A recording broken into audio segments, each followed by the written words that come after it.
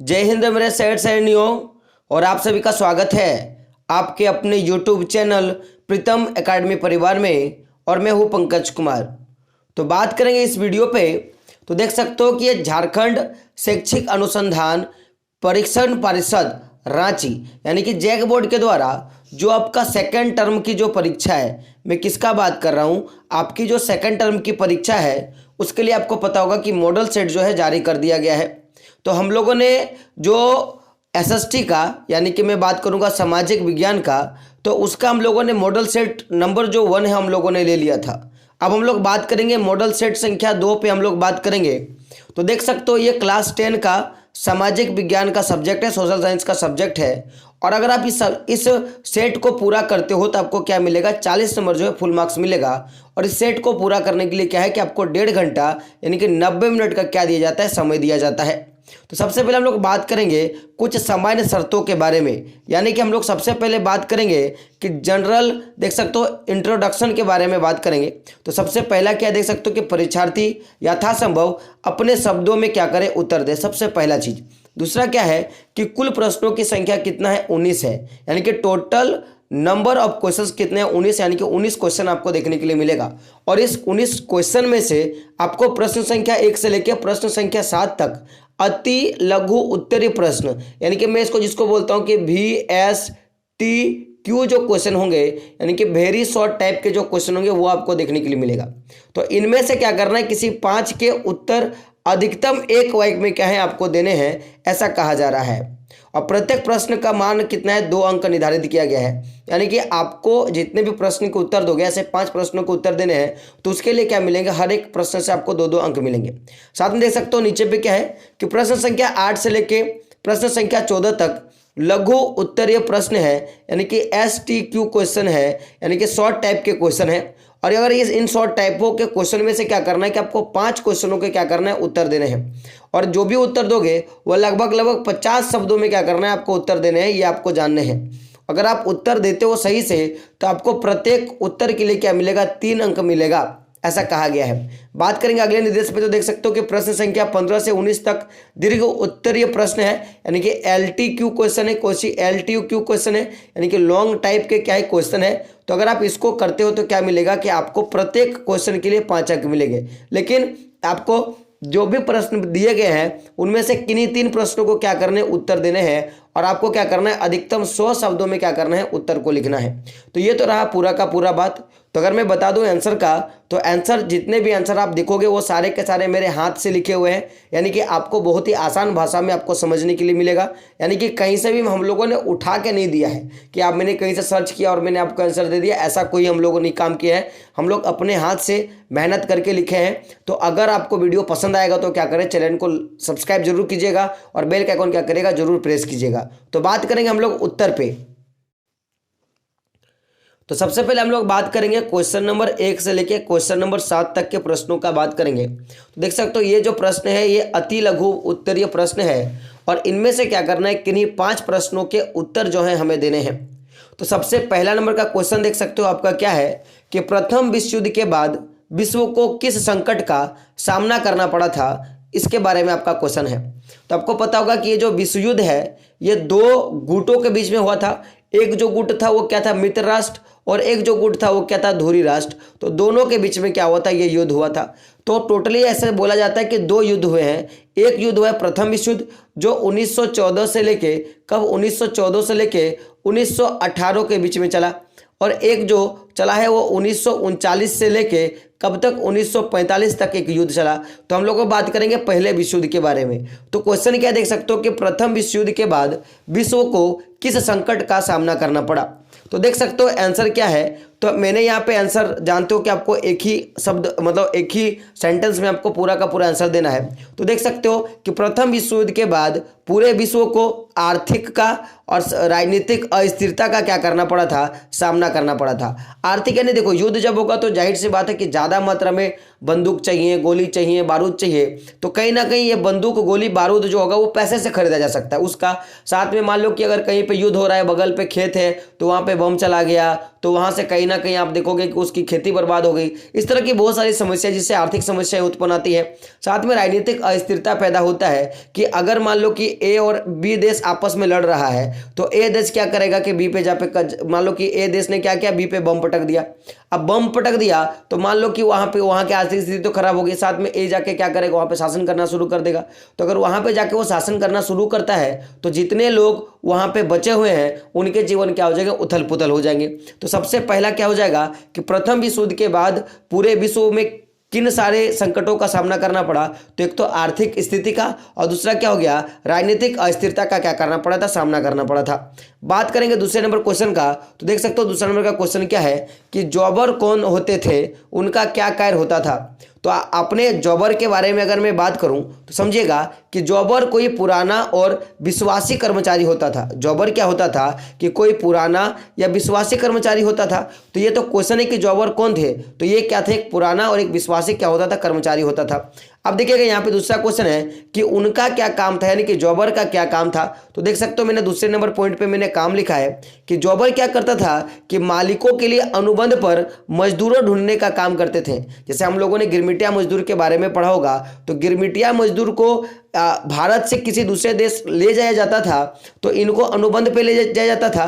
तो बीच में मालिक और ये जो भी मजदूर है यानी कि जो भी लेबर है, इनके बीच में एक व्यक्ति जो काम करता था उसको हम लोग क्या बोलते थे, जौबर, यानी कि एक प्रकार का क्या करता था, दलाली का काम करता था, दलाल वाला काम करता था। तो क्वेश्चन आएगा कि जौबर कौन था, तो क्या बोलोगे कि जौबर कोई पुराना और विश्वसनीय कर्मचारी होता था और यह मालिकों के लिए क्या करता था कि अनुबंध पर मजदूर क्या करते थे, ढूंढने का काम करते थे। बात करेंगे अगले क्वेश्चन पे। देख सकते हो तीसरा नंबर का क्वेश्चन क्या है कि जीवाश्म ऊर्जा के उदाहरण दीजिए। देखिए जीवाश्म का मतलब क्या होता है, जीवों का अवशेष। ऐसा ऊर्जा संसाधन जो जीवों के अवशेष से बने हो उनको क्या बोलते हैं, जीवाश्म संसाधन। तो देख सकते हो जीवाश्म संसाधन में जैसे आप देखोगे पेट्रोल हो गया, डीजल हो गया, घासलेट यानी कि मिट्टी का तेल, यानी कि मैं बोलूंगा कि आप केरोसिन का नाम जानते हो, ये होता है। तो ऐसे देख सकते हो कि क्या बोला है कि जीवाश्म ऊर्जा के उदाहरण दीजिए, है ना। तो मैंने यहाँ पे देख सकते हो मैंने आपको दे दिया है कि पेट्रोल हो गया, डीजल हो गया, घासलेट हो गया। बात करेंगे अगले क्वेश्चन पे। तो देख सकते हो चौथा नंबर का क्वेश्चन क्या है कि किसी दो राष्ट्रीय राजनीतिक दल का नाम बताएं। किसी दो राष्ट्रीय राजनीतिक दल के नाम बताएं। तो एक तो आपको बीजेपी के बारे में पता होगा, यानी कि भारतीय जनता पार्टी, और दूसरा क्या है, इंडियन नेशनल कांग्रेस, यानी कि कांग्रेस के बारे में पता होगा। तो ये जो दोनों ही दल जो हैं ये राष्ट्र दल है। तो वर्तमान में से आपको मैं बता दूं तो टोटल 7 राजनीतिक दल क्या है हमारे भारत में है, जो 2017 कितना का मैं बात करूंगा, 2017 का के बाद से जो भी सारी चीज़ें हैं उसमें कितने हैं, मैं बोलूँगा 7 राजनीतिक दल हैं। तो ऐसे ही ये जो 7 राजनीतिक दल है ये 2014 का जो आम चुनाव है उसके हिसाब से आंका गया है, और 2017 तक कितने हैं, तो अभी तक वर्तमान में 7 राजनीतिक दल हैं। बात करेंगे आगे। तो देख सकते हो 5वां नंबर का क्वेश्चन क्या है कि राजनीतिक दलों के समक्ष वंशवाद की चुनौती क्या है। तो देखिए वंशवाद का मतलब समझते हो, देखो वंश माने आपको पता होगा कि जैसे कि मैं हो गया, मेरा बेटा हो गया, मेरा बेटा का बेटा हो गया, फिर उसका बेटा हो गया, यानी कि पीढ़ी दर पीढ़ी, ये हो गया वंश। और वाद माने क्या होता है, समर्थक, यानी कि राजनीतिक दलों के समक्ष ये जो होता है कि अगर किसी का बाप पॉलिटिकल्स में है, मैं बोलूँगा राजनीति में है, तो उसका बेटा भी क्या होगा, राजनीति में आएगा, उसका बेटा भी क्या आएगा, राजनीति में आएगा। ऐसे बोलना नहीं चाहिए। तो आपको पता होगा कि सिंपल सा बात है कि आप देखो कि जो दल हमारे स्वतंत्रता लड़ाई के समक्ष से है और अभी तक का स्थिति देख सकते हो, जैसे कि सबसे पहले आप देखोगे कि आपने देखा होगा कि पंडित जवाहरलाल नेहरू जी बने, उसके बाद इंदिरा गांधी जी बनी, है ना, उसके बाद सोनिया गांधी जी बनी, फिर राहुल गांधी जी बनी। तो ये जो लगातार देख सकते हो कहीं ना कहीं ये वंशानुगत है। तो ये जो चीजें हैं तो ये किस तरह की चुनौती, इस पे बात करेंगे। तो देखो अधिकांश जो भी राजनीतिक दल होता है वो अपना जो भी कामकाज करता है वो कैसे करता है कि पारदर्शी तरीके से करता है। क्या करता है, पारदर्शी तरीके से करता है। पारदर्शिता माने क्या होता है कि समझो मेरी बात कि जैसे पारदर्शी तरीका से नहीं करता है। देखो मैंने क्या लिखा है कि अधिकांश दल अपना कामकाज पारदर्शी तरीके से नहीं करता है। देखो पारदर्शी मतलब ऐसा कोई ऑब्जेक्ट जिसमें हम लोग आर पार देख सकते हैं, सिंपल सा बात है। तो यानी कि अगर कोई राजनीतिक दल कोई काम करता है तो वो क्या काम कर रहा है इसके बारे में जानकारी लोगों को होना चाहिए, ये क्या कहलाता है, पारदर्शिता। तो कोई भी राजनीतिक दल क्या करता है, अपने काम को लेकर पारदर्शिता तरीके से क्या करता है, काम नहीं करता है। वो किसी को नहीं बताता मैं क्या काम कर रहा हूं। लेकिन जो लोग क्या करते हैं, नेता होते हैं, वे क्या करते हैं कि अपने पद का या फिर अनुचित लाभ कमाने के लिए क्या करते हैं कि अपने नजदीकी लोगों को, यहां तक कि अपने ही परिवार के लोगों को क्या करता है कि आगे बढ़ाने का काम करता है। तो ये जो होता है कि देख सकते हो कि बेटा अगर बाप नेता है तो बेटा भी क्या होगा, नेता बनेगा, उसका बेटा भी क्या होगा, नेता बनेगा। तो इससे क्या प्रॉब्लम आता है इसके बारे में बात करते हैं, क्योंकि चुनौती के बारे में बात किया है। तो चूंकि मैंने ये दो एक्स्ट्रा पॉइंट लिखा है, क्यों लिखा है, ताकि आपको ये वंशवाद के बारे में समझ आए। लेकिन आपका जो मूल रूप से आंसर क्या है वो ऑप्शन नंबर 3 है। तो देखिएगा इसमें क्या होता है कि इसमें जो मैं बोलूंगा कि अनुभवहीन और बिना जनधार वाले लोग क्या होते हैं कि ताकत वाले पदों तक पहुंच जाते हैं। सिंपल सा बात है, अगर आप ऐसा देखोगे तो मान लिया जाए, सिंपल सा बात है, मैं एक उदाहरण लेता हूं कि मान लो कि कोई ए नाम का कोई मैं बोलूंगा व्यक्ति था जो जनता में बहुत ज़्यादा लोकप्रिय था, और जनता ने क्या किया, उनको चुनकर क्या किया, नेता बना दिया। लेकिन ए ने क्या किया कि अपने बेटा जो बी है, वो बी को क्या किया कि उसने अपना जो मैं बोलूँगा राजनीतिक दल में उसको एक नेता का पद दे दिया कि चलो ये भी मेरे राजनीतिक दल से क्या करेगा, लड़ेगा, और किसी क्षेत्र से किसे क्या किया, ये चुनाव में खड़ा कर दिया। लेकिन आप देखोगे कि अगर ए है तो जाहिर सी बात है कि ए अपने दम पे है, लेकिन बी क्या है कि इसको नहीं समक्ष राजनीति का और नहीं लोग इसको पहचानते हैं। लेकिन कभी कभी क्या होती है कि भाई बाप है, बाप ने अच्छा काम किया तो इसके चक्कर में बेटा भी अच्छा काम करेगा, लोग ये सोचकर वोट दे देते हैं। और कहीं ना कहीं इससे क्या होता है कि हमारे लोकतंत्र में अनुभवहीन हो जाता है, और ये अनुभवहीन और बिना जनधार यानी कि बिना लोगों के, मैं बोलूँगा कि बिना लोगों के समर्थन का क्या करते हैं कि ये बहुत ऊंचे पदों पे पहुंच जाते हैं। क्योंकि अगर किसी राजनीतिक दल में कोई व्यक्ति ऊंचे पद पे है तो उसके पास दो चीजें होती हैं, एक तो अनुभव और दूसरा क्या होता है, उसके पास जनाधार होता है, यानी कि उसके पास समर्थकों की संख्या ज्यादा होता है। लेकिन अगर कोई व्यक्ति वंशवाद तरीके से आता है तो उसके पास पहला तो अनुभव की क्या होगी, कमी होगी, और साथ में क्या होगा कि वो बिना लोगों के समर्थन के ही क्या होगा कि ऊंचे ताकतों पर क्या होगा, पहुंच जाएगा। तो ये एक सबसे बड़ी क्या है, चुनौती है। बात करेंगे आगे, तो देख सकते हो 6ठा नंबर का क्वेश्चन क्या है कि वाणिज्यिक बैंक से क्या तात्पर्य है। तो देखिए वाणिज्यिक बैंक को व्यावसायिक बैंक भी बोला गया है। क्या बोला है, तो इसको व्यावसायिक बैंक भी क्या कहा जाता है, बोला जाता है। तो बात करेंगे इस बैंक के बारे में। तो जो धन जमा करने व्यवसाय के लिए ऋण देने जैसी सेवाएं प्रदान करता है, तो ऐसे बैंकों को हम लोग क्या बोलेंगे, इसको बोलेंगे हम लोग वाणिज्यिक बैंक। तो देखिएगा वाणिज्यिक बैंक क्या है कि जो धन जमा करने का, पहला तो देखिए धन तो जमा करेगा और साथ में ये जो भी पैसा देगा वो एक्चुअली किसके लिए देगा, व्यवसाय के लिए देगा, यानी कि बिजनेस के लिए देगा। ये पैसा चाहे वो ऋण क्या होगा, ऋण का ही माध्यम क्यों ना होगा। तो ऐसा बैंक जो धन जमा करने के साथ साथ व्यवसाय के लिए क्या देता है, ऋण देता है, तो ऐसे व्यवस्था को हम लोग क्या बोलेंगे, ऐसे बैंकों को क्या बोलेंगे हम लोग, इसको बोलेंगे हम लोग वाणिज्यिक बैंक बोलेंगे या व्यावसायिक बैंक बोलते हैं। बात करेंगे आगे क्वेश्चन पे। तो देख सकते हो 7वां नंबर का क्वेश्चन क्या है कि वैश्वीकरण क्या है। क्या है वैश्वीकरण, क्या है। तो एक चीज जानिएगा, वैश्वीकरण का मतलब मैंने कल भी बताया था कि सभी विश्व के सभी देशों का सिकुड़ जाना या आपस में मिल जाना या विश्व का छोटा हो जाना। समझिएगा कैसे कि विश्व के सभी देशों का व्यापार या अन्य माध्यमों से क्या होना, एक दूसरे के साथ जुड़ना ही क्या कहलाता है, वैश्वीकरण कहलाता है। जैसे सिंपल सा बात आप सोचिएगा कि अगर जैसे कि मैंने वीडियो में बताया था कि मान लो कि मैं क्या करूंगा, मैं अमेरिका से किसी एक लड़की से मैं शादी कर लूंगा। तो अगर मैंने अमेरिका से शादी कर लिया तो कहीं ना कहीं अमेरिका के साथ और मेरा जो संबंध है वो बन जाएगा, ससुर दामाद का संबंध बन जाएगा।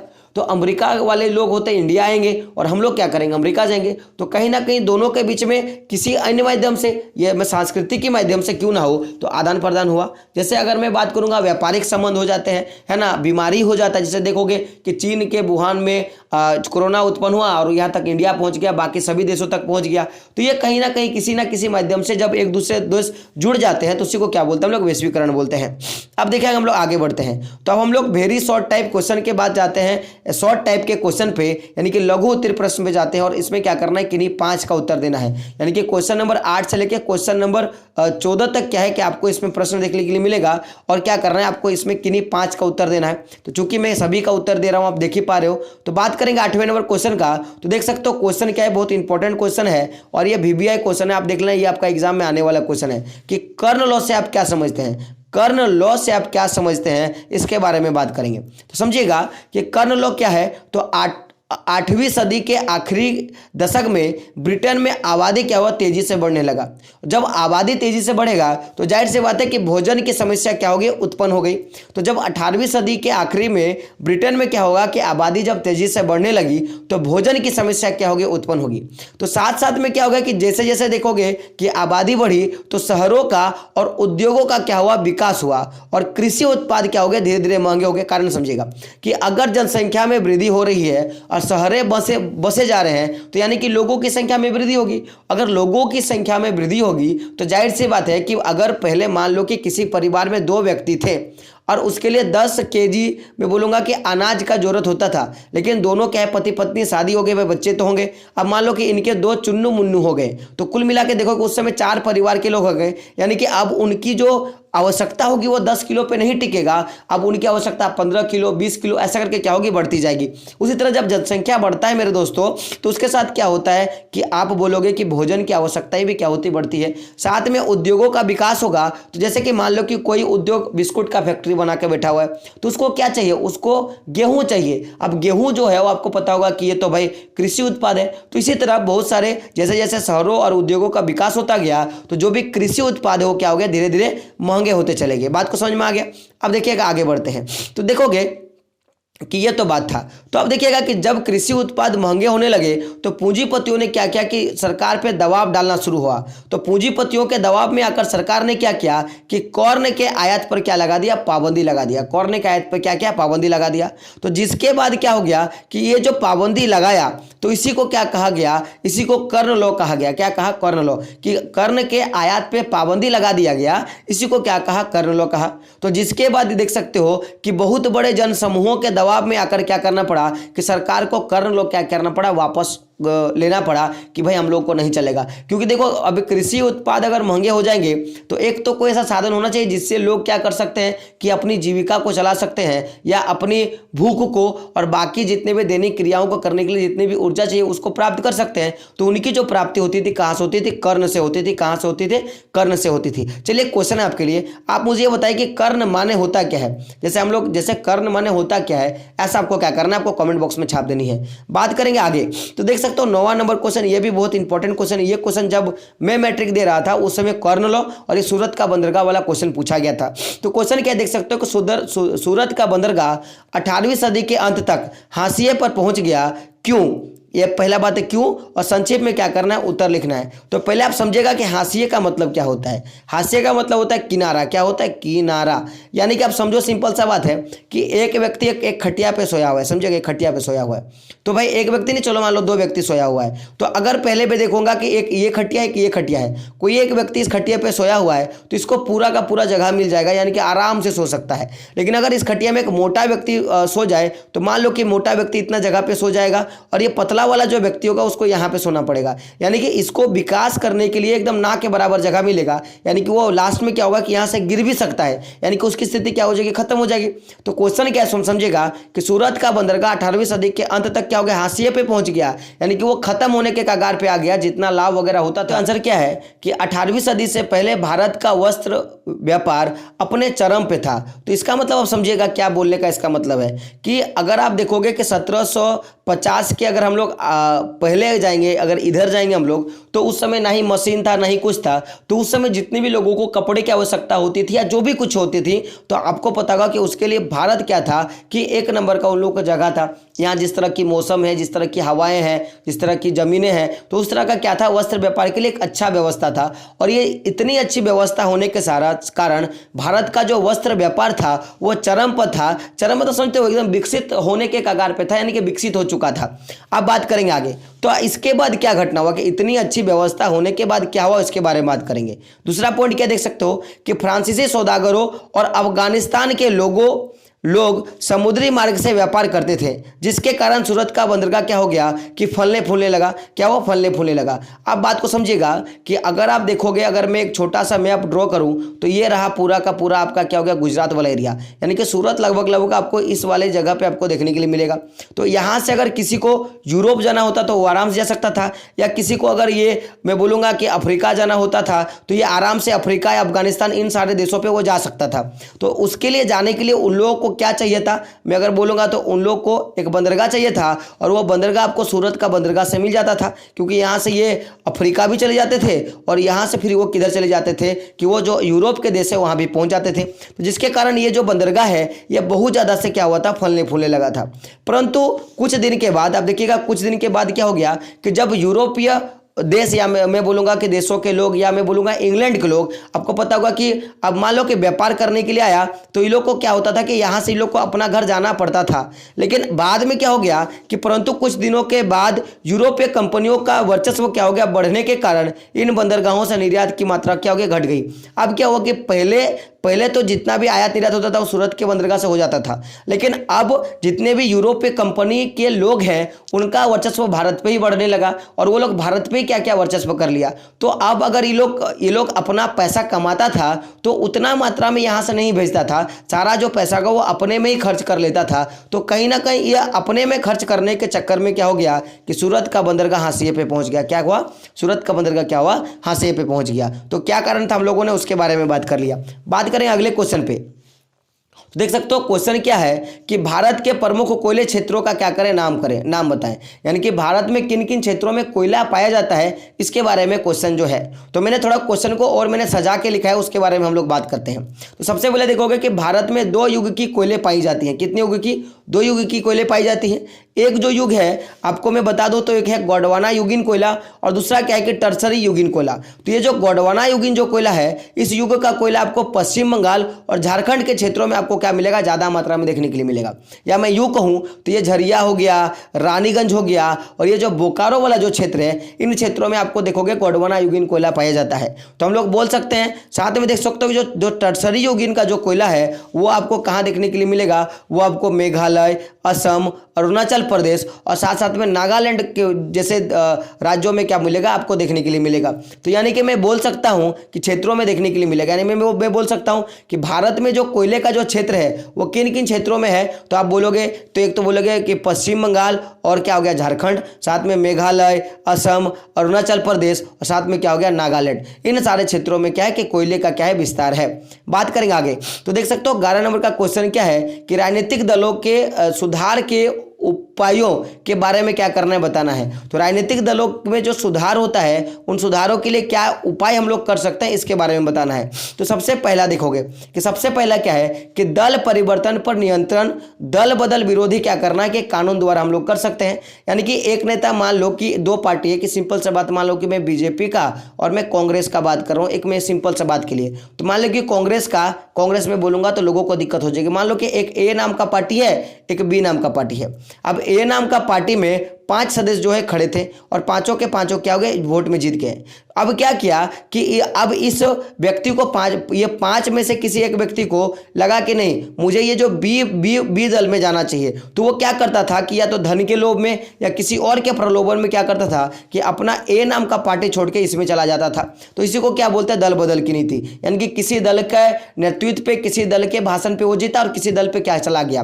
तो ये जो दल बदल की नीति है कि दल परिवर्तन का जो नियंत्रण करके हम लोग क्या कर सकते हैं कि एक तो हम लोग क्या कर सकते हैं, सुधार कर सकते हैं। साथ में दल बदल करने से हम लोग क्या करेंगे, जो प्रत्याशी है उसको सीट को क्या बोलेंगे कि तुम जो सीट जीता है वो सीट क्या हो गया कि तुम हार गया। यानी कि उस सीट का कोई क्या हो गया, वैल्यू नहीं हो गया। जैसे अगर मान लो कि ए नाम का कोई व्यक्ति किसी सीट से जीतता है और वो बोलता है कि नहीं, मैं जिस पार्टी से मैं जीता हूं उस पार्टी में नहीं रहूंगा और मैं किसी दूसरे पार्टी में जाना चाहूंगा। तो उस दौरान क्या होगा कि इसने जो सीटें जीती हैं वो सीट क्या होगा, हार जाएगा। जिस स्थान से वो चुनाव लड़ा के जीता था वो हार जाएगा और उस क्षेत्र में क्या होगा कि फिर से चुनाव होगा। तो पहला तो क्या होगा कि दल बदल विरोधी कानून लगा के हम लोग क्या करेंगे, परिवर्तन करेंगे। साथ में अगर दल बदल करता है तो उसको सीट को क्या करेगा, हारने का डर होना चाहिए। और साथ में जो भी व्यक्ति चुनाव लड़ता है उसको संपत्ति का घोषणा करना पड़ेगा कि उसके पास कुल मिला के कितनी संपत्ति है। तब ना अंततः हमको पता चलेगा कि आखिर अगर मान लो कि कोई व्यक्ति 500 करोड़ रुपया, अभी करोड़ छोड़ के तो नीचे 1000 रुपया होता नहीं है, कोई व्यक्ति मान लो कि 500 करोड़ रुपया था और वो चुनाव लड़ा। अब अगर बाद में इसका मान लो कि 50,000 मान लो कि 5,000 करोड़ हो जाता है, तो आखिर इतना वृद्धि क्यों हुआ? तो इसके लिए क्या करना चाहिए, संपत्ति का घोषणा करना चाहिए। और चौथा क्या देख सकते हो कि आपराधिक मामलों से संबंधित जो भी शपथ पत्र होता है उसका क्या करना चाहिए, उसको दायर करना अनिवार्य होना चाहिए कि अगर आप एक अपराधी हो तो आपको चुनाव लड़ने नहीं दिया जाएगा। यानी कि अगर आप एक अपराधी नहीं हो तभी क्या करना पड़ेगा कि आपको चुनाव लड़ने दिया जाएगा। तो कुल मिला के ये 4 काम हम लोग कर सकते हैं। पहला कि दल परिवर्तन पर नियंत्रण करके दल बदल विरोधी कानून द्वारा, साथ में दल बदल करने पर अपने सीट खोने के डर का, और फिर संपत्ति की घोषणा का, और आपराधिक मामले से संबंधित शपथ पत्र दायर करने का क्या कर सकते हैं हम लोग, अनिवार्य कर सकते हैं। और इससे हम लोग क्या कर सकते हैं कि राजनीतिक दलों में क्या कर सकते हैं, सुधार कर सकते हैं। बात करेंगे आगे तो देख सकते हो 12 नंबर का क्वेश्चन क्या है कि 12 नंबर का क्वेश्चन है कि लोकतंत्र किस प्रकार वैध शासन व्यवस्था है। ये जो लोकतंत्र है वो किस प्रकार एक वैध शासन व्यवस्था है। वैध माने हम लोग अच्छा मान सकते हैं, तो हम लोग बात करेंगे इसके बारे में। तो सबसे पहला नंबर पॉइंट देख सकते हो कि लोकतंत्र व्यवस्था वाला सरकार एक जवाबदेह शासन व्यवस्था है। क्या एक जवाबदेह शासन व्यवस्था है? जैसे अगर आप यहाँ पे अगर एक माचिस का डिब्बा भी उठाते हो तो उसका भी आपको जवाब देना पड़ेगा कि वास्तव में आपने ये काम क्यों किया। क्योंकि आपको पता होगा कि हमारी जो सरकार है वो 3 क्षेत्रों में बटी है। एक तो हो गया आपका केंद्र सरकार है ना, एक तो हो गया केंद्र सरकार, एक हो गया राज्य सरकार, और एक तो होता है कि स्थानीय सरकार। तो ये तीनों के तीनों जो निकाय हैं आपस में मिलकर बातें करते हैं। तो अगर केंद्र सरकार कोई कानून पास करना चाहता है तो राज्य को कुछ ना कुछ तो बताना पड़ेगा, और अगर ये स्थानीय सरकार कुछ ना कुछ निकाय करना चाहता है तो इसको इन दोनों को बताना पड़ेगा। इस तरह का प्रावधान है। तो भाई लोकतंत्र सरकार क्या होता है, जवाबदेही होता है, क्योंकि हम जनता ही क्या करते हैं, शासन को चुनने का काम करता है। दूसरा क्या है कि नागरिकों को निर्णय निर्माणी प्रक्रिया की जांच करने के अधिकार और साधन प्राप्त है। यानी कि मान लो कि किसी व्यक्ति को कोई सजा दिया गया या किसी व्यक्ति को कुछ सजा दिया गया, तो आखिर ये सजा क्यों दिया गया, यानी कि उसको सूचना मांगने का अधिकार है। क्या है? सूचना मांगने का अधिकार है। तो मैं अगर बोल सकता हूं तो पहला क्या हो गया, ये तो जवाबदेही है। और दूसरा क्या है कि नागरिकों को निर्णय निर्माणी प्रक्रिया की जांच करने का क्या है, अधिकार है और साधन प्राप्त है। कि अगर मान लो कि किसी को उम्र कैद का सजा होता है, सिंपल सा बात है, तो आखिर इसको उम्र कैद की सजा क्यों हुआ, और अगर उम्र कैद की सजा हुआ तो कहीं ना कहीं कागजी माध्यम से तो उम्र कैद की सजा हुई होगी, तो मैं उस कागजों को भी क्या कर सकता हूं, मंगा सकता हूं और मैं उसको देख सकता हूं। ये रही दूसरा पॉइंट। बात करेंगे तीसरा पॉइंट पे। यह नागरिकों के विचारों और उम्मीदों का क्या होता है, ध्यान रखती है। यह नागरिकों के विचारों और उम्मीदों का क्या करती है, ध्यान रखती है। तो जो हमारी लोकतंत्र व्यवस्था है ये लोगों के उम्मीदों का, कि जैसे आप देखोगे कि जब चुनाव होता है तो लोग बोलते हैं कि मुझे ये चाहिए, मुझे ये चाहिए, मुझे ये चाहिए, तो उन सारे उम्मीदों का ध्यान रखती है। तो ये तो भाई तीसरा पॉइंट है। चौथा पॉइंट क्या देख सकते हो कि यह जनता द्वारा क्या होती है, चुनी जाती हैं। तो इन 4 पॉइंटों के कारण हम लोग बोल सकते हैं कि लोकतंत्र व्यवस्था क्या है, एक वैध सरकार व्यवस्था है। तो हम लोगों ने चारों पॉइंट के बारे में डिस्कशन कर लिया।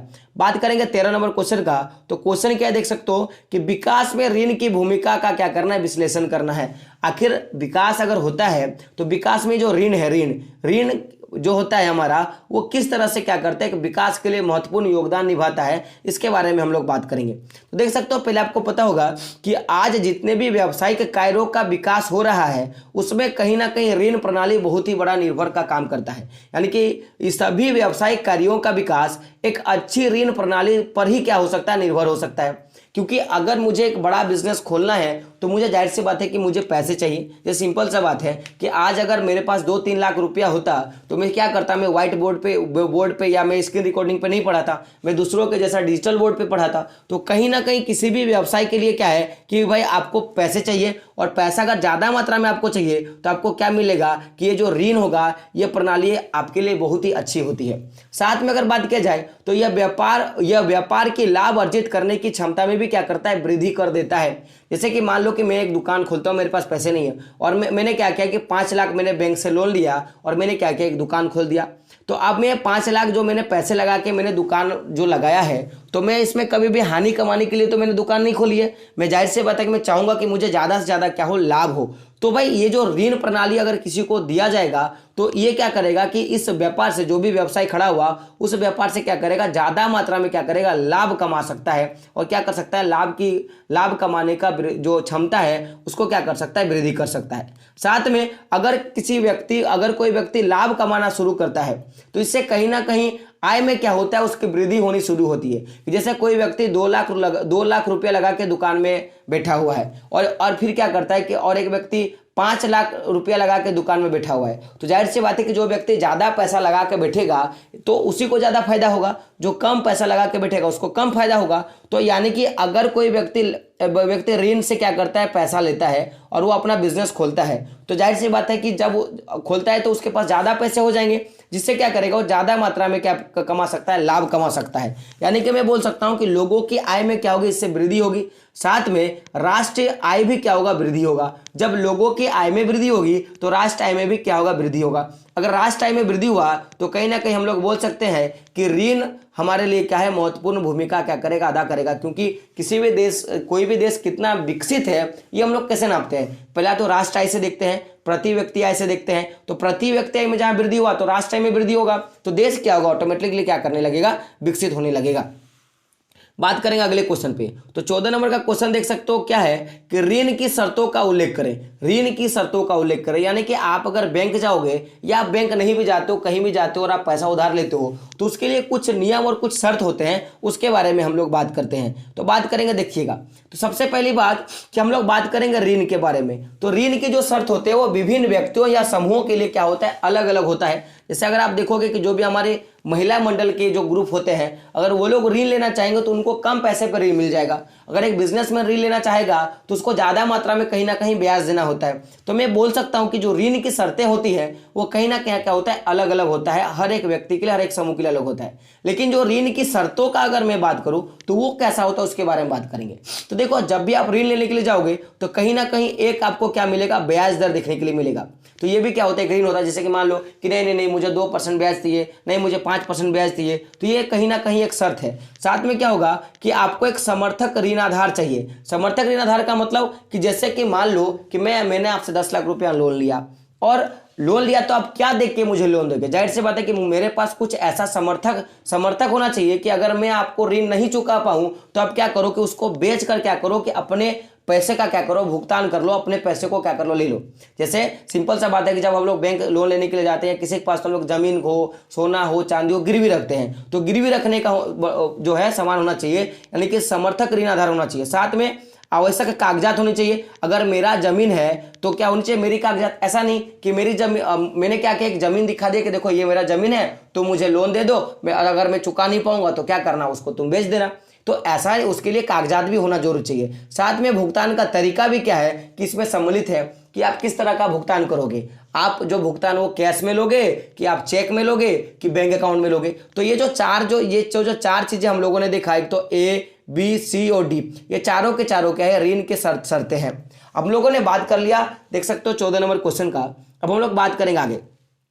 तो क्वेश्चन क्या देख सकते हो, LTQ क्वेश्चन पे बात करेंगे, लॉन्ग टाइप के क्वेश्चन पे हम लोग बात करेंगे। तो देख सकते हो यहाँ क्या लिखा है कि दीर्घ उत्तरीय प्रश्न है और किन्हीं 3 प्रश्नों का क्या करना है, हमको उत्तर देना है। तो बात करेंगे हम लोग आंसर पे। तो देख सकते हो कि 15 नंबर का क्वेश्चन पहले क्या हुआ देखिएगा कि खाद्य उपलब्धता पर तकनीक के प्रभाव को दर्शाने के लिए इतिहास से क्या करना है, 2 उदाहरण देना है। तो देखिएगा, खाद्य उपलब्धता पर जो तकनीक का जो प्रभाव हुआ उसको दर्शाने के लिए क्या करना है, हमको 2 उदाहरण देना है। तो सबसे पहला देख सकते हो, अगर मैं बात करूंगा तो अगर मैंने यहाँ पे क्या है कि 2 प्रभाव के बारे में बात किया है, तो ये जो 2 प्रभाव क्या है, निम्नलिखित है। तो सबसे पहला देखिएगा कि जो भी तेज चलने वाली रेलगाड़ियां बनी और जो भी जल पोतों का आकार बढ़ाया गया, तो भाई सबसे पहले जो भी रेलगाड़ी होती थी वो स्पीड नहीं चलती थी, लेकिन जैसे ही रेलगाड़ियों का उपयोग स्पीड में उनके उपयोग में स्पीड बढ़ा, यानी कि पहले जो रेलगाड़ी था वो धीरे धीरे चलता था, अब उसका क्या हो गया, स्पीड बढ़ाया गया। साथ में जो भी जल पोते हैं, यानी कि मैं बोलूँगा जो भी जल जहाजें हैं, उनका आकार में क्या किया गया, वृद्धि किया गया। तो जिससे मैं बोलूँगा कि जिसके द्वारा किसी भी उत्पाद को खेतों से क्या कर सकता है कि बाजार तक आसानी से ले जाया जा सकता है। तो पहला, रेलगाड़ियों के गति बढ़ाने से, और साथ साथ में मैं बोलूँगा कि जलपोतों का आकार बढ़ाने से क्या हो गया कि कहीं भी हम लोग क्या कर सकते हैं कि अपने वस्तु को उठा के बाजार तक लेके जा सकते हैं। ऐसा ऐसा ये तो पहला क्या है कि प्रभाव है। दूसरा अगर हम लोग बात करेंगे तो देख सकते हो कि पानी के जहाज़ों में रेफ्रिजरेशन, और ये रेफ्रिजरेशन का मतलब क्या होता है, फ्रीज, यानी कि किसी भी अगर सामान को अगर हम लोग फ्रिज में रख देंगे तो क्या होगा, लंबे समय तक चलेगा।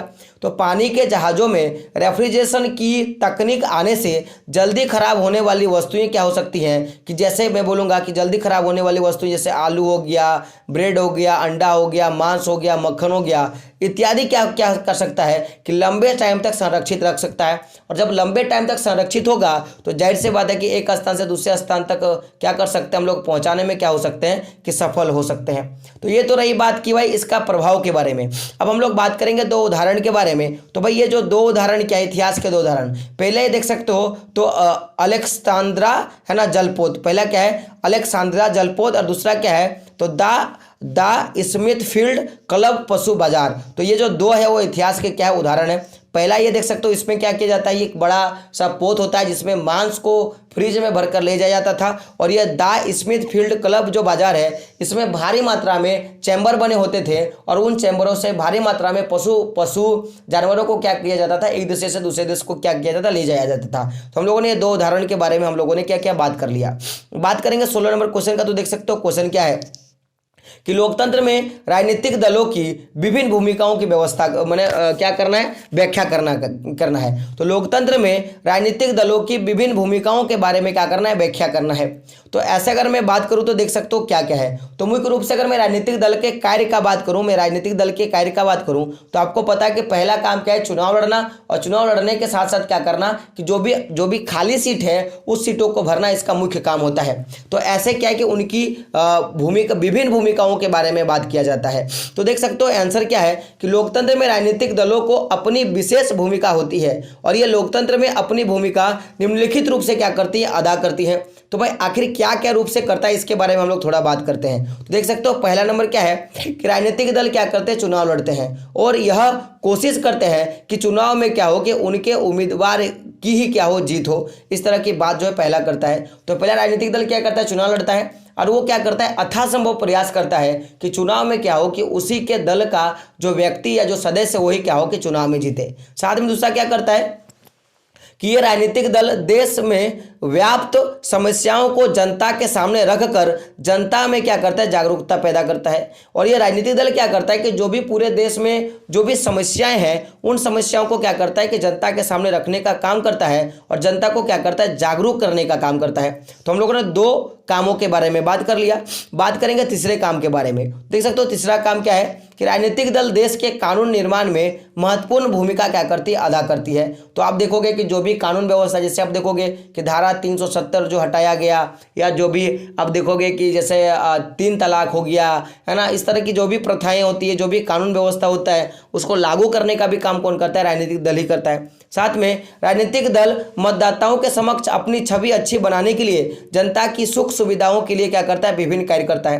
जैसे सिंपल सा बात है कि अगर कोई एक सरकारी ऑफिसर के पास आप जाओगे तो वो आपको फट से चिन्हेगा नहीं, यानी कि आपको वो जानेगा नहीं, आपको उसके साथ संबंध बनाने में बहुत टाइम लग जाएगा। लेकिन अगर आप एक राजनीतिक दल के नेता के पास जाते हो और उसको अपनी समस्या के बारे में बात करते हो तो 1-2 दिन में आपको पहचान जाएगा, हाँ फलना आ गए, हाँ फलना आ गए। यानी कि उससे संपर्क बनाना आसान होता है। क्यों? क्योंकि उसको अपनी छवि बनानी होती है। क्योंकि देखोगे अगर आपके क्षेत्र में बिजली का जो ट्रांसफार्मर अगर उड़ जाएगा तो आपको पता होगा कि जो हमारे बिजली बाबू हैं, यानी कि बिजली ऑफिस में जो बैठे हुए अधिकारी हैं, जेई बाबू, वो तुरंत आपको क्या करा सकते हैं कि मैं बोलूँगा तो आपको जो ट्रांसफार्मर वो दिलवा सकते हैं। लेकिन वो नहीं दिलवा पाते। कारण क्या है कि वो आपसे ठीक से बात नहीं करेंगे। लेकिन आपके क्षेत्र के जो नेता है आप उनसे बात करो जाके, वो तुरंत क्या होगा कि आपको क्या कराएगा, ट्रांसफार्मर दिला देगा। तो यानी कि वो अपने छवि को ठीक करने के लिए क्या करता है, आपके सभी काम को करता है। साथ में देखोगे राजनीतिक दल चुनाव जीतकर सरकार क्या करती, गठित करती है। भाई अगर राजनीतिक दल चुनाव जीतेगा तो क्या करेगा, सरकार का गठन करेगा कि नहीं, करेगा ही। बात करेंगे अगले पॉइंट पे। देख सकते हो पॉइंट क्या है कि जो अब देखिएगा कि ये तो बात की चुनाव जीतने वाले, तो कुछ ऐसे भी राजनीतिक दल होते हैं जो क्या करते हैं, चुनाव हार जाते हैं। तो चुनाव में हारने वाले दल विपक्ष की भूमिका क्या करते हैं, अदा करते हैं। इस प्रकार विपक्ष सरकार क्या करता है कि सरकार पर क्या करता है, अंकुश रखने का काम करता है। भाई आप बात को समझो। आप कोई काम करोगे और आपको रोकने टोकने वाला ही नहीं होगा तो कभी आप नहीं डरोगे, आप अपने मनमानी से क्या करोगे, काम करोगे। तो विपक्ष क्या करता है, वो रोकने टोकने का काम करता है। यानी कि मैं सिंपल सा मैं बात बोलूँगा कि एक जिस तरह का मान लो कि एक गाय का या जानवरों का एक झुंड जो क्या करता है, चल रहा है। तो गोरखिया जो होता है यानी कि गाय गोरू को जो टेकने वाला होता है, उसको देखने वाला जो होता है, वो क्या करता है, अरे इधर नहीं जाओ, इधर घूमो, ऐसे तरह की चीज़ें जो करता है। तो इसी तरह का जो काम कौन करता है कि ये जो विपक्ष दल होता है, इस तरह का काम करने का काम करता है। साथ में बात करेंगे अगले काम का। तो काम देख सकते हो कि राजनीतिक दल कल्याणकारी योजनाओं को जनता तक क्या करता है, पहुंचाने का काम करता है। तो भाई अब सरकार अगर किसी तरह का कोई फंड या कोई स्कीम निकाल दिया तो उसको जनता तक भी पहुंचाने का काम किसका होता है, आप देखोगे राजनीतिक दलों का ही होता है। साथ में आखिरी काम क्या है कि राजनीतिक दल अपने मतदाताओं के समक्ष विभिन्न नीतियों और कार्यक्रमों को रखते हैं जिनमें से जनता क्या करता है, अपनी पसंद का क्या करती है, चुनाव करता है। अब आप देखिएगा कि अगर आपने मेरा पॉलिटिकल का क्लास देखा है जिसमें हम लोगों ने राष्ट्रीय दलों के बारे में बातें करी थी, तो राष्ट्रीय दल क्या करता है कि कोई भी दल अगर चुनाव में खड़ा होता है तो वो दल क्या करता है, अपना भाषण करता है कि मैं ये कर दूंगा, मैं वो कर दूंगा, मैं ऐसा कर दूंगा, मैं ऐसा कर दूंगा, मैं यहाँ पे सड़क बना दूंगा, मैं ये कर दूंगा। तो ये जो सारी वो बातें बोलती हैं, तो कहीं ना कहीं इसी तरह का और भी जो राजनीतिक दल वो सारी बातें बोलती हैं। अब हम लोग उसके बाद कंपेयर करते हैं कि कौन सा बात जो है सही बोला है और उसके हिसाब से फिर क्या करते हैं, हम लोग उसको वोट देने का काम करते हैं। तो जाहिर सी बात है कि राजनीतिक दल क्या करता है कि अपने मतदाताओं के समक्ष विभिन्न प्रकार के नीतियों और कार्यक्रमों को रखता है, जिससे क्या करे कि जनता क्या कर सकते हैं, अपने पसंद का क्या करे, चुनाव करे और उसी व्यक्ति को क्या दे दे, वोट दे दे। तो ये तो रहा हमारा 16 नंबर का क्वेश्चन। बात करेंगे हम लोग 17 नंबर क्वेश्चन पे। देख सकते हो 17 नंबर का क्वेश्चन क्या है कि दूसरे देशों में बहुराष्ट्र कंपनियां किस प्रकार उत्पादन पर क्या करता है, नियंत्रण करता है। तो दूसरे देशों में क्या होता है कि बहुराष्ट्रीय कंपनियां उत्पादन करती हैं और साथ में क्या करता है, उत्पादन पर नियंत्रण करता है। ये किस प्रकार से करता है, हम लोग इसके बारे में बात करते हैं। तो सबसे पहले आप हमें ये बताइए कि बहुराष्ट्र कंपनियां क्या होता है। देखिए बहु माने क्या होता है, बहुत ज़्यादा। बहु माने वाइफ नहीं होता है, बहु माने क्या होता है, बहुत ज़्यादा। राष्ट्र माने मैं बोलूँगा राष्ट्र माने देश। तो अगर कोई कंपनी अपना ब्रांच या अपने आप को अलग अलग देशों में क्या करती है, जाके स्थापित करती है, तो इसको क्या बोलेंगे, बहुराष्ट्र कंपनियां। तो आप बात को समझिएगा कि जो भी बहुराष्ट्र कंपनियां आती हैं वो अपना अगर बिजनेस करना चाहेगा तो किस जगह पे वो बिजनेस करेगा, इसके बारे में थोड़ा बात करते हैं। तो बहुराष्ट्र कंपनियां उसी स्थान पर उत्पादन इकाइयां स्थापित करती है जो बाजार के क्या हो, नज़दीक हो। जाहिर सी बात है कि अगर आप बिजनेस खोलोगे तो आप वही जगह ढूंढने का कोशिश करोगे जो आपके बाजार से निकट हो, साथ में जहां कम लागत पर क्या हो कि कुशल और अकुशल श्रमिक क्या हो, उपलब्ध हो। अब ऐसा नहीं कि आप क्या करो कि बिजनेस तो आपने खोल दिया है लेकिन आपके पास वहाँ पे मजदूरी नहीं है। तो हम लोग पहला देखेंगे क्या कि वो बाजार से क्या हो, नज़दीक हो, क्योंकि जब बाजार से नज़दीक होगा तभी तो हम लोग उत्पादन करके किसी भी वस्तु को बेच सकते हैं। साथ में क्या होगा कि मजदूर क्या हो, उपलब्ध हो, और क्या हो कि जहां उत्पादन करने के लिए जो भी कारक हैं वो सारे क्या हो, उपलब्ध हो। अब मान लो कि मैं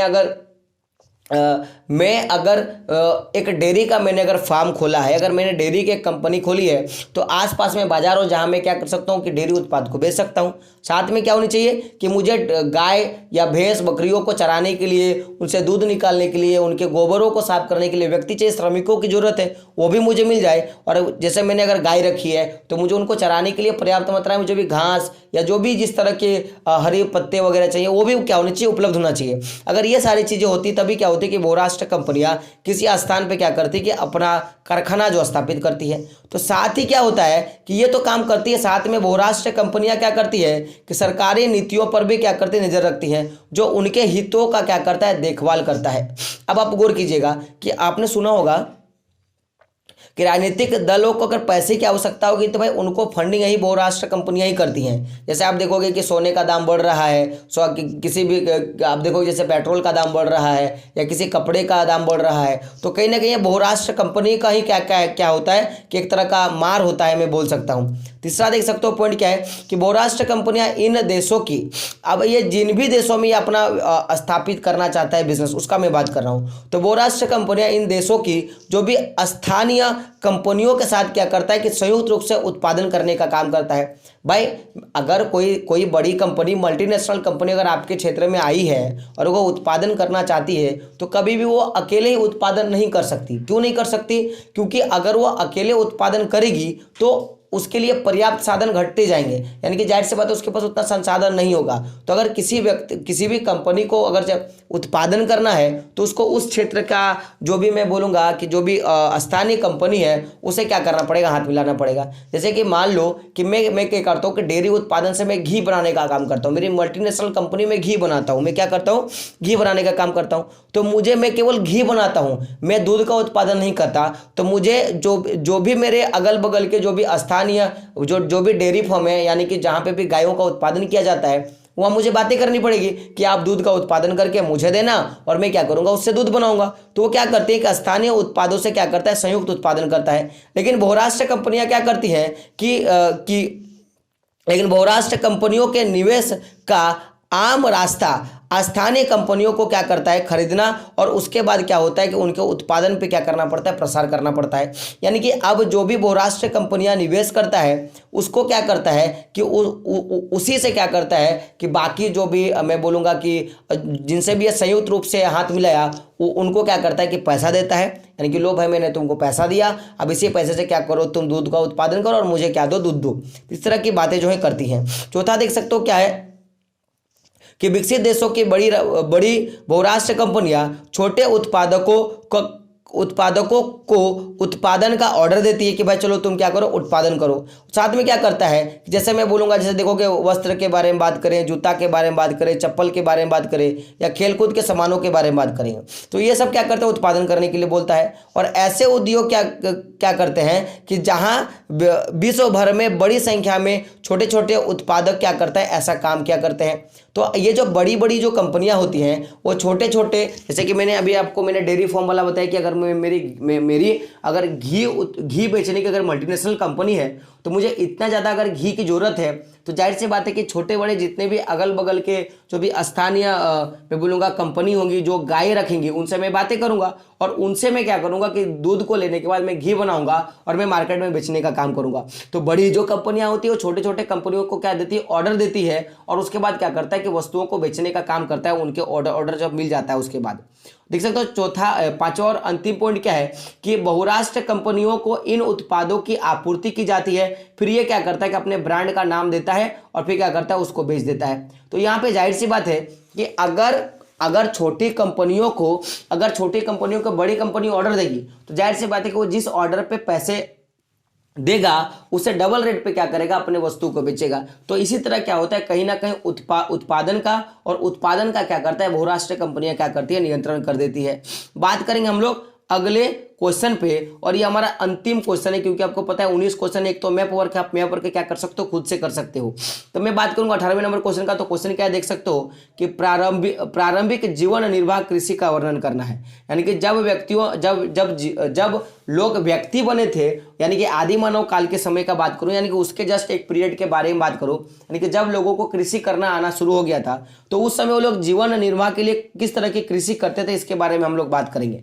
तो समझिएगा कि अगर मैं बात करूंगा प्रारंभिक जीवन निर्वाह कृषि का, तो इस निर्वाह कृषि में भूमि के छोटे टुकड़े पर आदिम कृषि औजारों से, यानी कि जो पुराने जमाने के जो होते हैं, यानी कि मैं बोलूंगा कि जो आदि मानव यानी कि ऐसे लोग जो लोग खंडोरों में रहा करते थे, उनके समय से जो भी औजारें काम करती, जैसे लकड़ी के हल हो गए, जो भी खुदाई करने के लिए जो भी कुदाली हो गए, इत्यादि से क्या किया जाता है, खेती किया जाता है। तो इस निर्वाह कृषि में भूमि के छोटे टुकड़े पर आदिम कृषि औजारों से, जैसे लकड़ी के हल, खुदाई करने के लिए कुदाली आदि से क्या किया जाता है, खेती की जाती है। साथ में यहाँ पे क्या होता है कि यह खेती परिवार की मदद से की जाती है। इससे उपजाऊ फसल केवल परिवारों की जरूरत को पूरा किया जाता है। इसमें मैं बोलूंगा झूम खेती, कर्तन दहन प्रणाली का भी क्या किया जाता है, प्रयोग किया जाता है।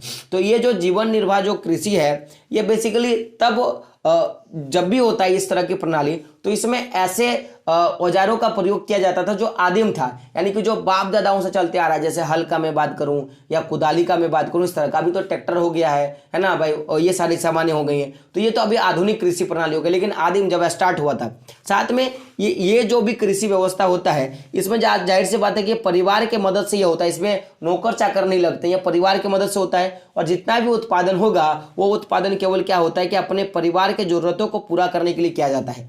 तो इस तरह की जो खेती है उस समय मैं बोलूँगा कि झूम खेती या जो कर्तन दहन जो प्रणाली है, इस तरह की जो खेती मैं बोलूँगा कि इस तरह का खेती जो है वो जीवन निर्वाह की खेती के अंतर्गत आता है। तो ये तो रहा पूरा का पूरा, हम लोगों ने सेट 2 भी कंप्लीट कर लिया, सेट 1 भी कंप्लीट हो गया। तो जो लोग चैनल पर नहीं है वो क्या करें, वीडियो को जरूर देखें और अपने दोस्तों तक क्या करें, वीडियो को जरूर शेयर करें। देख सकते हो सारा का सारा पीडीएफ हाथ से लिखा हुआ है, लिखने में बहुत ज़्यादा मेहनत लगता है। तो अगर आपको वीडियो पसंद आएगा, थोड़ा आपके लिए हेल्पफुल लगे तो क्या करें, चैनल को जरूर सब्सक्राइब कर ले और बारी बारी से मैं बोलूँगा मैथ का, साइंस का और एसएसटी का, हिंदी का, और अगर समय अगर मिल गया तो फिर इंग्लिश का भी क्या मिलेगा कि आपको वीडियो मिल जाएगा। तो वीडियो कैसा लगा कमेंट बॉक्स में बताना है। साथ में अगर चैनल पर नहीं हो तो क्या करें, चैनल को सब्सक्राइब करें और साथ में अपने दोस्तों तक क्या करें, ये वीडियो को जरूर शेयर कर दें। दोस्तों मिलते हैं अगले वीडियो में, तब तक के लिए जय हिंद, जय भारत और आपका दिन शुभ हो।